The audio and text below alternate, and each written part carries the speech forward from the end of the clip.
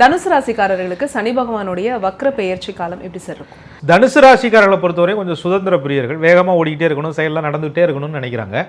ஆனால் 4ஆம் இடத்துல அர்த்தாசிரம சனி இருக்கும்போது சனி பகவான் வந்து ஒரு வேகத்தடையை உண்டு பண்ணுறார், ஒரு பிரேக் போடுறார்.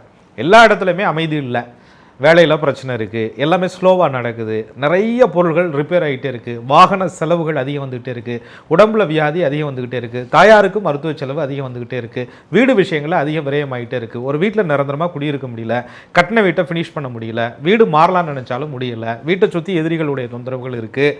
இந்த மாதிரியான பிரச்சனைகளை தனுசு ராசிக்காரங்க சந்திச்சுக்கிட்டு இருக்காங்க. 4ஆம் இடத்துல ஏதோ குரு பயிற்சி கொஞ்சம் ஆறுதலாக அவர்களுக்கு இருந்தது. எல்லாவற்றுக்கும் மேலே அந்த சனி பகவான் வந்து 2 கூடைய தன கிரகமாக வர்றதுனால அந்த காசு பணம் கொடுக்கல் வாங்கலையும் நல்ல நிம்மதிகள் உங்களுக்கு இல்லை, கொடுத்துட்டு வாங்க முடியல, இவங்களுடைய தேவைக்கு யாரும் கொடுக்கறது இல்லை. 3ஆம் இடம் என்பது முயற்சிகளை சொல்லக்கூடியது. சகோதரர்களுக்குள்ள பிரச்சனை, முயற்சி வந்து தடையாகிறது, இதெல்லாமே தனுசுக்கு ரொம்ப சிரமமாக இருந்துகிட்டு இருக்கு. இந்த காலகட்டங்களில் 2ஆம் அதிபதி என்று சொல்லக்கூடிய சனி பகவான் கேந்திர ஸ்தானத்தில் இருந்து, ராசிக்கு கேந்திரத்தில் இருந்து ராசியை வர பார்த்துக்கிட்டு இருந்தார்.